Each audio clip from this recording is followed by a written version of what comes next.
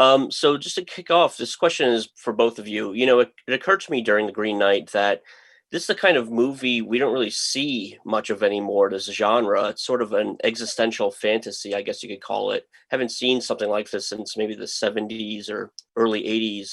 I wonder why you think that it may be, why we don't see movies more like this, and how do you think the Green Knight reinvigorates that genre? I just think that movies these days are sort of dictated by the marketing departments of studios for the most part, and that movies are being funneled more into either massive films that are quite easy to sell from IP, or they're pushed further and further into independent land. And I think it takes a real strong visionary director like David Lowery to gather the trust, gain the trust to be able to make these sort of mid-range films that do ask us to think a bit more and to give us a journey that we're not expecting. Yeah, totally. I speak to that. We're in this kind of society of, this fast technology and imminent, Instagram, Facebook, blah, blah, blah. So everything is reduced to a kind of tiny, one sentence or click or, tiny clip. And I think, this, it's because of David and A24 that we can have a film like this, is kind of anti-establishment in its approach. It's, higher art form. It's like you said, it's existential, it's psychological, it's dealing with time and that spanning of time. And it's really cool to be a part of something like this. Dev, your character goes through hell and back throughout this movie. And it looks like you, as the actor, we're right in the thick of all of that. Can you talk about some of the more difficult aspects of shooting this film? There'll probably be some memes actually talking about me just with a grumpy face, the face of the cop. Yeah, it was. It was really. It was. I really felt like I was going on this journey, and there wasn't a lot of acting at some points because it's just we're in this place, an island called the feather beds. I renamed it the weather beds because you just like skinny dude like me can just get blown off the horse in a second. But we're just the horse is trembling. I am. It's wet. It's cold. And Gawain, he romanticizes these nights and these quests, and very soon, very early in the story, he faces the cold brutality of what it really was like to go through a terrain like that. So yeah, it was not a lot of acting at all.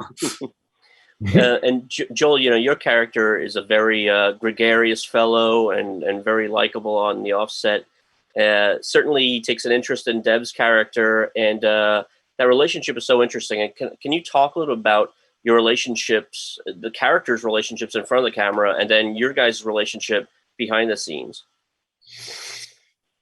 The Lord, who I play, is one of those sort of guys. I feel like I've met many of them in my life that they take an interest in the young people that enter their sphere in a way that one hand is sort of the guiding hand of comfort and welcome, and the other hand is holding some kind of knife that it's welcoming and threatening all at the same time. I think that there's a twinkle in his eye that could mean one of two things or both. And I love duplicity on screen, and I love discombobulating relationships, and I think there's something really confusing. And then, here we are set in this sort of very trippy quest film where perhaps my character exists, perhaps my character is a reincarnation of something entirely other, and that all those possibilities create an extra excitement and danger as well. Yeah, well, I can't wait to see what people think of this movie. I think it's going to have a lot of fans, and thank you guys so much for joining me today. Thank you, Eric. Thank you. Friends, brothers and sisters, who can regale me and my queen with some myth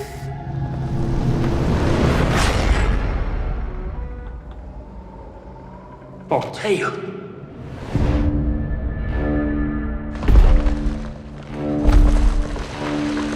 O greatest of kings, let one of your knights Try to land a blow against me. Indulge me in this game. I will meet thee.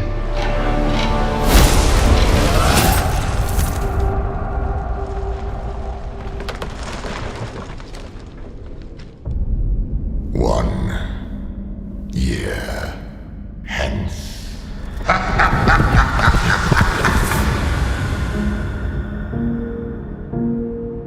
Another year nearly gone already.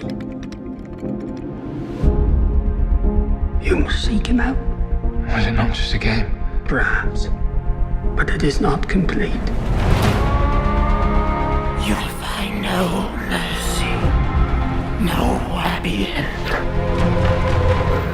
Why do you stop me? Your doom is at hand.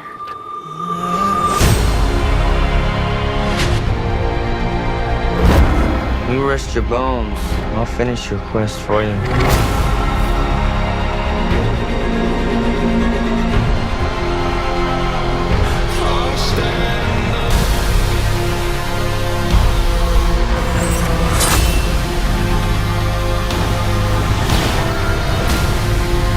And what do you hope to gain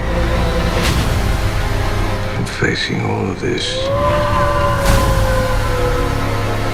Honor.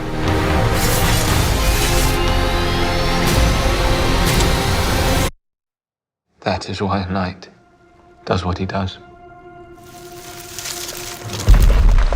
Are you ready?